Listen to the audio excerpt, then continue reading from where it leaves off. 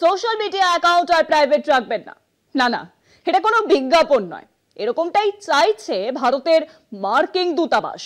মার্কিন যুক্তরাষ্ট্রের ভিসা আবেদনকারী পড়ুয়াদের সোশ্যাল মিডিয়া প্ল্যাটফর্ম খোলা রাখার আর্জি জানিয়েছে তারা।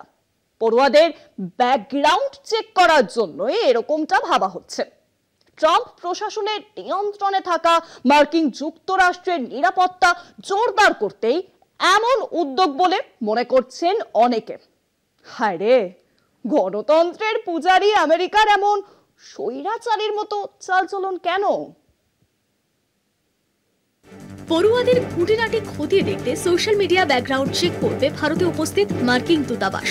পড়ুয়াদের ভিসার আবেদনের পরিপ্রেক্ষিতে এই পদক্ষেপ গ্রহণ করা হবে, যার যে কটি সোশ্যাল মিডিয়া প্ল্যাটফর্ম রয়েছে প্রত্যেকটিতে পাবলিক অ্যাক্সেস রাখার আর্জি জানানো হয়েছে। ট্রাম্প প্রশাসনের নিরাপত্তা জোরদার করতে এমন পদক্ষেপ বলে মনে করা হচ্ছে।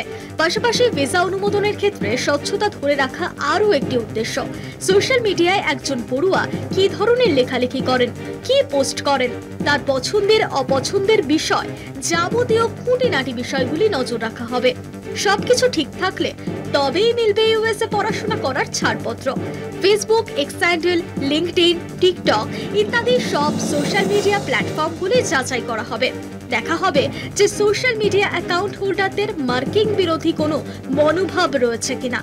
গত মাসে মার্কিন প্রশাসন সব দেশে অবস্থিত মার্কিন দূতাবাসগুলিকে নতুন ভিসার আবেদন নিতে বারণ করেছিল। মার্কিন প্রশাসনের একাংশের দাবি, প্রাক্তন বাইডেন প্রশাসন ভিনদেশীদের ক্ষেত্রে অনেক নরম মনোভাব নিয়েছে, যার কারণে মার্কিন যুক্তরাষ্ট্রের আভ্যন্তরীণ নিরাপত্তা শিথিল হয়েছে। সেই নির্দেশে সাময়িক স্থগিতাদেশ জারির পরেই ভিসার আবেদন নেওয়ার তোড়জোড় শুরু হয়েছে। সম্প্রতি হার্ভার্ড বিশ্ববিদ্যালয়ে বিদেশি ছাত্র ভর্তি নিয়ে মার্কিন প্রশাসনে জল গড়িয়েছিল বহুদূর। বিদেশি ছাত্র ভর্তির ক্ষেত্রে নিষেধাজ্ঞা জারি করে মার্কিন প্রশাসন। আদালতের দ্বারস্থ হয় হার্ভার্ড কর্তৃপক্ষ। হার্ভার্ডে ভর্তির ক্ষেত্রে মার্কিন প্রশাসনের সিদ্ধান্তে অন্তর্বর্তী স্থগিতাদেশ দিয়েছে বস্টনের ফেডারেল আদালত। ইসরায়েল হামাস সংঘর্ষের আবহে হার্ভার্ড বিশ্ববিদ্যালয়ে ইহুদি বিদ্বেষ ছড়ানো হচ্ছে বলে অভিযোগ তুলেছিল হোয়াইট হাউস। কলকাতা টিভি।